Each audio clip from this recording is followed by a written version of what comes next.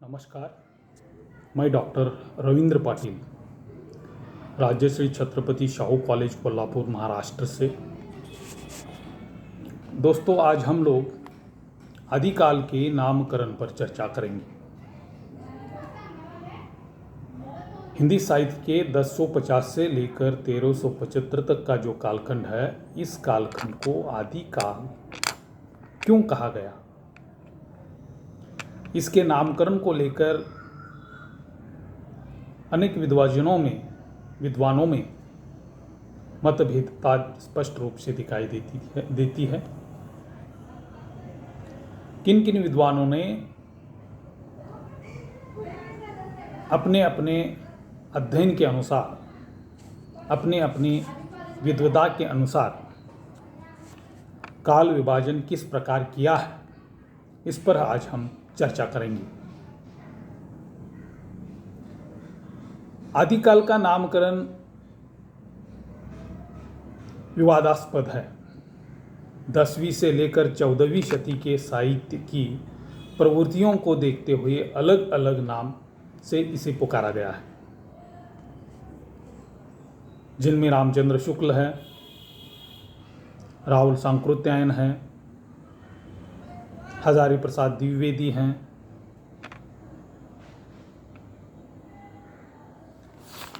उसके बाद राम कुमार वर्मा हैं। ऐसे अनेक विद्वान हैं जिन्होंने अपने अपने अध्ययन के बल पर काल विभाजन करने का प्रयास किया है। इसमें मिश्र बंधुओं का भी बहुत बड़ा योगदान रहा है। सबसे पहले हम देखते हैं हिंदी के ख्यातनाम आलोचक, इतिहासकार रामचंद्र शुक्ल जी हिंदी साहित्य के आरंभिक काल को क्या कहते हैं। दोस्तों, आचार्य रामचंद्र शुक्ल जी हिंदी साहित्य के आरंभिक काल को वीरगाथा काल कहते हैं। उन्होंने इसे जो वीरगाथा काल कहा है, इसके लिए अपभ्रंश और देश भाषा अर्थात बोलचाल की भाषा को हमारे सामने प्रस्तुत किया है। अपभ्रंश की पुस्तकों में जैनों के धर्म तत्व निरूपण संबंधी बातों का चित्रण हुआ है, जो साहित्य की कोटि में नहीं आती है। आदिकाल में कुल 12 ग्रंथ लिखे गए, जिनमें साहित्यिक पुस्तकें सिर्फ 4 हैं। विजयपाल रासो, हम्बीर रासो, कीर्तिलता, कीर्ति पताका, ये 4 पुस्तकें साहित्यिक पुस्तकों के तौर पर हम आदिकाल में देखते हैं।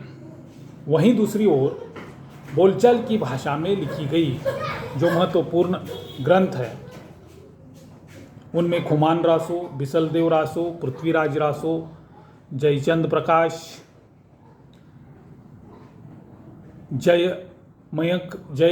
जस चंद्रिका, परमाल रासो, खुसरो की पहेलियाँ, विद्यापति की पदावली आदि आदि जो है, बाकी के 8 ग्रंथ हैं जो बोलचाल की अर्थात देश भाषा में लिखी गई हैं।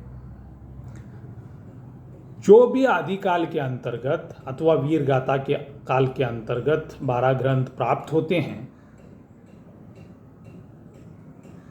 इन 12 ग्रंथों में 3 ग्रंथों को छोड़कर बाकी के 9 ग्रंथ वीरगाथात्मक हैं, जिसमें राजा महाराजा सामंतों के वीरता का पराक्रमपूर्ण कार्य का चित्रण हम देख सकते हैं।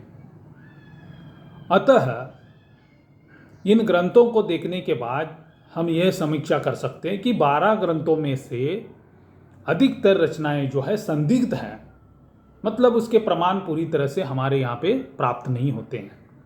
अधिकतर ग्रंथ अप्रामाणिक दिखाई देते हैं। ज़्यादातर ग्रंथों में सामंतवादी विचार दिखाई देता है। तो कुल मिला के इस समीक्षा के कुछ बिंदुओं को देखने के बाद हम यह निष्कर्ष निकाल सकते हैं कि इस युग के काव्य में एक साथ अनेक प्रवृत्तियां दिखाई देती हैं, इसलिए इसे वीर गाथा काल कहना तर्क संगत नहीं है। अनेक विद्वजनों ने इस नामकरण को अस्वीकार किया है, अर्थात आचार्य रामचंद्र शुक्ल ने हिंदी साहित्य के आरंभिक काल को 1050 से 1375 तक का जो कालखंड है, इस कालखंड को जो वीर गाथा काल नाम दिया है, उसमें भी कमियां हम जरूर देख सकते हैं कि अनेक ग्रंथ इस कालखंड में लिखे गए हैं। कुल 12 जो महत्वपूर्ण ग्रंथ है, इनमें से 4 जो है अपभ्रंश भाषा के हैं, वहीं देश भाषा अर्थात बोलचाल की भाषा के 8 ग्रंथ है, लेकिन वे सभी संदिग्ध दिखाई देते हैं। तो इनको देखने के बाद स्वाभाविकता की बात है कि अन्य विद्वजन जो है वे इस बात को स्वीकार नहीं करते। कुल मिला के हम ये कह सकते हैं कि आचार्य रामचंद्र शुक्ल द्वारा जो ये कालखंड निर्धारित किया गया, नामकरण किया है, इसको ज़्यादातर विद्वजनों ने अस्वीकार किया है। इसके उपरांत हिंदी के महान घुमक्कड़ी इतिहासकार महापंडित राहुल सांकृत्यायन हिंदी के इस आरंभिक काल को सिद्ध सामंत युग इस नाम से पुकारते हैं। राहुल ने इसका कालखंड 8वीं शती से 13वीं शती के बीच निर्धारित किया है। राहुल सांकृत्यायन का मानना है कि हिंदी साहित्य का विकास 8वीं शती से होकर 13वीं शती के बीच हुआ है, जिसमें बौद्ध, नाथ, सिद्धों तथा जैन साधुओं का धार्मिक साहित्य आता है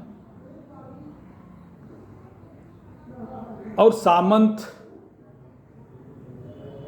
इस काव्य का प्रधान आश्रयदाता है। सामंत लोग जो है वो इस काव्य के प्रधान आश्रयदाता है, ऐसा राहुल सांकृत्यायन का मानना है।